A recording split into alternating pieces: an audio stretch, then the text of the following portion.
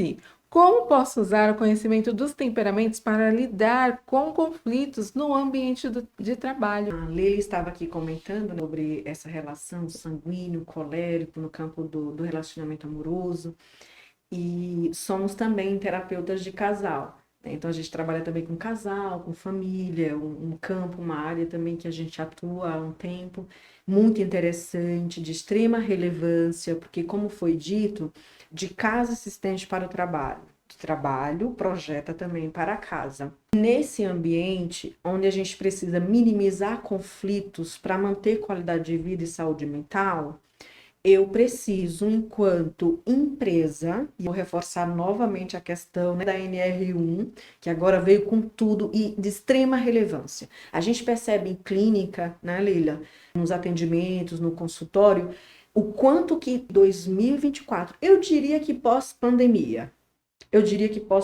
teve um aumento muito significativo desses casos de questão de burnout. Então, essa estafa profissional, essa exaustão emocional, muitas vezes ela vem de um relacionamento familiar conflituoso, de um relacionamento conjugal, amoroso conflituoso, e se estende para o trabalho. O contrário também é verdade. Então, muitas vezes, aqui o que a gente percebe? Que essa exaustão, e quando eles tiverem esse olhar, né, o Ministério da Saúde, o Ministério do Trabalho, parabéns para os órgãos, porque é realmente de extrema relevância, em falar, tá, tem alguma coisa aqui que a gente precisa ajustar. Tá tendo muito afastamento. E o INSS não estava nem dando conta. Justamente por conta de questões relacionadas com estafa, sobrecarga emocional no que diz respeito ao trabalho. Então, se a gente está observando esse aspecto, essa condição tão importante, quer dizer o quê? Que eu preciso atuar na empresa, nas equipes, nos meus colaboradores, nos meus funcionários, na vida deles, entender o porquê. Por que está tendo tanto conflito? Novamente, fazer um mapeamento dessa equipe, traçar cada perfil de personalidade, de temperamento, e dentro desse mapeamento, executar um plano de ação específico e necessário para aquela empresa, para aquele segmento, para quê? Para que seja realmente adotado e que seja monitorado os efeitos positivos do que está sendo elaborado e colocado em prática nessa empresa. Então, vamos imaginar que quando a gente pensa assim, por exemplo, o que eu posso fazer para minimizar os conflitos na empresa mediante essa percepção dos temperamentos?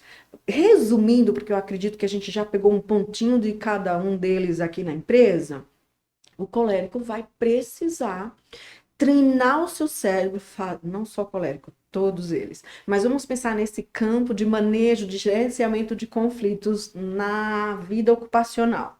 Se o colérico, ele é mandão, ele é autoritário, ele é exigente demais, ele cobra demais, ele é excessivo no que diz respeito a essa conduta, automaticamente, uma hora vai vazar esse conflito, esse estresse.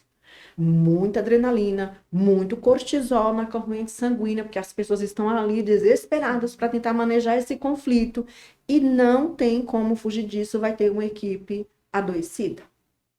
Então, o que precisa se fazer inicialmente? Porque no mundo corporativo, o que a gente percebe bastante, eu diria? Que a maioria dos líderes dessa pirâmide aqui da gestão são coléricos.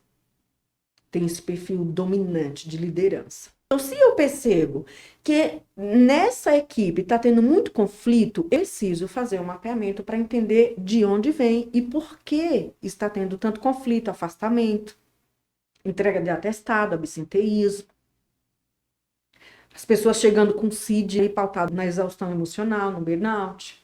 Porque não é só sobre entregar.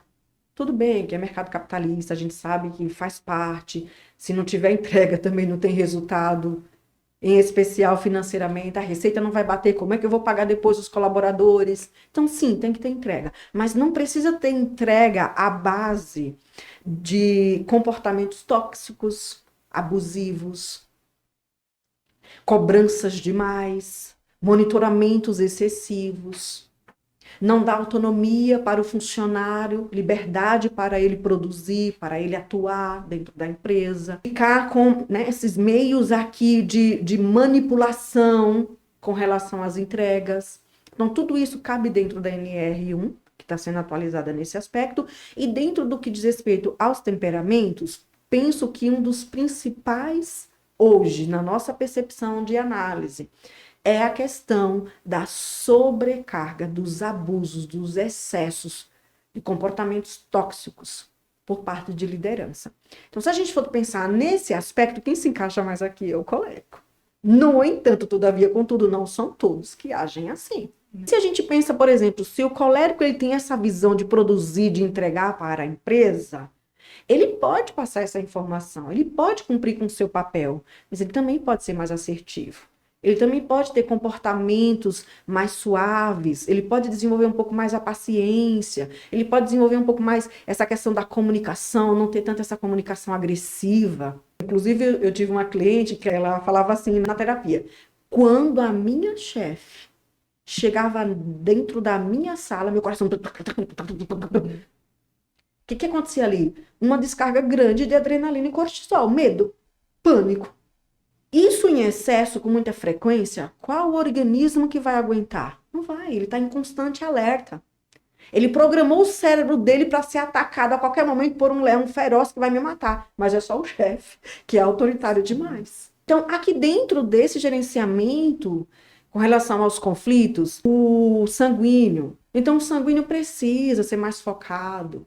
O sanguíneo precisa pegar e falar: quando eu terminar esse, eu pego esse. Precisa sair agradando todo mundo, depois não conseguir dar conta, para tentar agradar. Que é diferente do colérico. O colérico, ele pega porque ele se acha mesmo, ele faz: eu vou pegar, eu dou conta. Mas o dia tem, na realidade, nem 24 horas, né? Na empresa deveria ficar em torno de 6, 8 ou 12. E nesse aspecto, por exemplo, o sanguíneo é o contrário, ele pega para agradar. Sim, claro, querida amiga.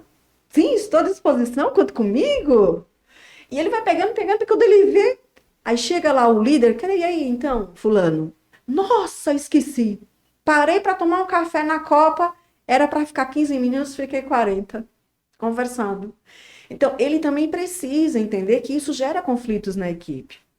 No melancólico, por exemplo, não precisa se fechar no seu mundinho ali e depois ficar desesperado, precisa entregar o relatório ou, enfim, qualquer demanda ali do seu segmento em um dia, meio-dia, enfim, e ele ficar naquele desespero de: calma, não, peraí, calma aí, tenha um pouco de calma, eu já vou terminar, preciso tentar de novo, você já perguntou.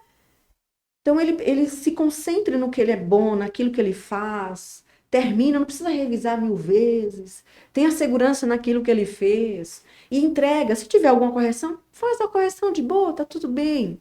E aí, pensando em quem recebeu e precisa da correção, também vamos praticar aqui, vamos dizer assim, a lei da saúde emocional de promoção e prevenção à saúde no âmbito ocupacional.